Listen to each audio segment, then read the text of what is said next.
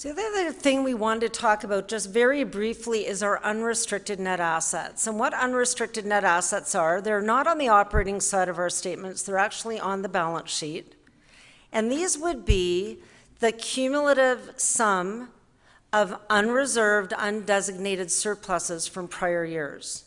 If you go back to around 2009, we had no unrestricted net assets. Why that's a danger is, this is our rainy day fund. This is if something happens that we need to actually pay for quickly and efficiently, we need a little bit in reserve to allow us to have the resources and the ability to do that. So we set a goal back when we were in a deficit position that we wanted to target 5% of our consolidated budget. And depending on the year, that is between $55 and $65 million. And you can see we ended last year, our fiscal year, at $56 million. So right in the range that we had set. One of the things that we believe very strongly in is fiscal responsibility and good financial stewardship. So we looked at that number as an executive leadership team through the early part of this fiscal year and said, really, because research comes in at the same rate that we spend in terms of the dollars going in and out, is the consolidated budget the right measure to use for our target? And we decided no. So what we did was we went to the Board of Governors in September and we proposed, and it was agreed to, that we would change our target to 5% of our operating budget. So what that in essence did for this year is it freed up $16 million because 5% of our operating budget is around the $40 million, so our new target. And what we were able to do then is designate some additional unrestricted net assets towards some critical initiatives on campus. And the three big ones that were the recipient of that additional money were wayfinding, and I think you've all seen way better signage on campus and coming into campus. That's wayfinding. We spent money on classroom and facility upgrades. It's our CAR-FAR program. And we spent additional money on our IT stabilization program to ensure we have a stable IT base going forward as we continue to grow as an institution. So again, our new target is still 5%, but 5% of our operating budget. And most importantly, we were able then to put some of our surplus to work this year to continue to enhance the environment at the institution. Okay, so we proudly announced an accelerated hiring program, 100 new professors at our community town hall. And some people might be asking, how could you possibly hire 100 new professors if you're in the midst of a budget cut? So we thought it was really important to go through the details of this. And all the deans and faculties have been involved in this. The 100 new hires comprise two different cohorts. One is so if you look at the graph here, we had 1,700, 1,800 roughly is our academic staff number right now.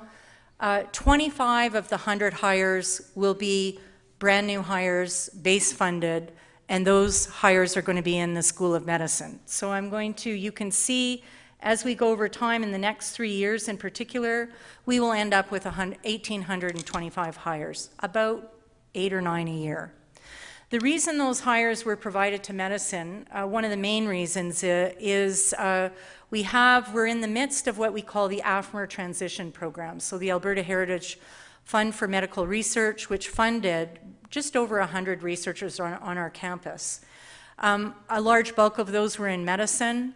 There was a series of people that were hired as precursor hires to AFMR funding when AFMR was essentially cut. We were put on soft funding for a period of 7 or 8 years. That funding is about to run out, and we will lose close to 100 professors in the School of Medicine. And so part of this is to replenish young scholars in that school. The other piece is, well, we've talked about enrollment ramps. The faculty, Cummings School of Medicine, had actually a cut in enrollment ramps. to the tune of about $4 million, which again resulted in a loss, contributed to that loss of about 100 professors. So that's why the professors are going there. We also have 75 what we call accelerated hires. And in this program, what we did is we asked the deans to identify and predict roughly in the next 5 years, how many people do you think will retire? And then we cut that number in half to be very, very conservative. We talked about the areas for hire, and we agreed that those hires could be made with bridge funding, one-time funding until people retire and base funding is available. So we think this is a very exciting program. As you know, the way we hire in the academy, you have a person who retires, you have a selection committee that's formed, a decision on where hires should occur.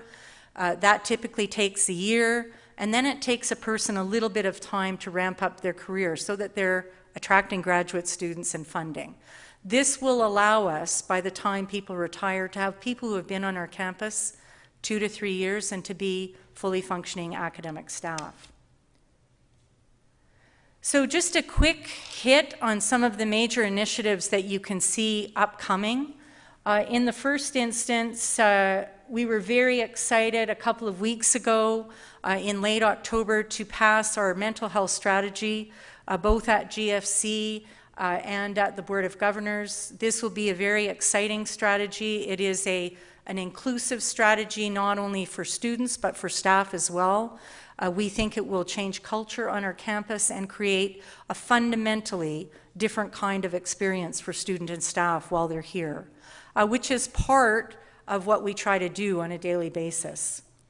We've also suggested that we're putting together an Aboriginal strategy. In fact, we delayed the Aboriginal strategy by a year in order to put the mental health strategy in place because of the issues that had been identified with mental health on our campus. The Aboriginal strategy, though, will be very timely because of the Truth and Reconciliation findings. We're going to go on a very similar timeline. There's been a small working group that has been putting together the process. The committee will start meeting in January. We hope to have a first draft of a strategy in June, some alterations and changes to that for formal approval in October, just like we did with the mental health strategy. I know I've had questions about the title Aboriginal strategy. There is some debate, I will say, both in the community and in the literature about whether this should be an Indigenous strategy, an Aboriginal strategy, and we'll talk about that at the task force itself. The third one you see there is related to the Taylor Institute, which of course we're very excited about. The Taylor Institute will open officially in April of this year. If you've not gotten a chance to see the finished building, please take a walk just next door. It's going to be a signature building on our campus, and of course part of the Taylor Institute is the College of Discovery, Creativity and Innovation. And we have had one pilot study to date. There are a series of things that are going to be going on in the next year, and those will be coming to GFC meetings and the Board of Governors shortly. Obviously, budget sustainability in this time is going to be really critical, and there'll be a number of conversations about budget sustainability. And of course, at the same time we passed our mental health strategy, we also passed the institutional sustainability strategy. A major milestone, this document replaces the institutional plan that we had around sustainability that was passed in 2010, much more inclusive, includes not only an operations and an outreach pillar, but also an academic pillar. So these things are much more integrated and will move sustainability strategy, research, education, and outreach forward in a very cohesive manner. This, of course, all relates to the research and academic plans, and those documents are coming to end of life in 2017, as is our Eyes High strategy, and so you'll see these will be done while we move and re-energize the Eyes High strategy, which will be a campus-wide discussion that will be coming to everybody soon.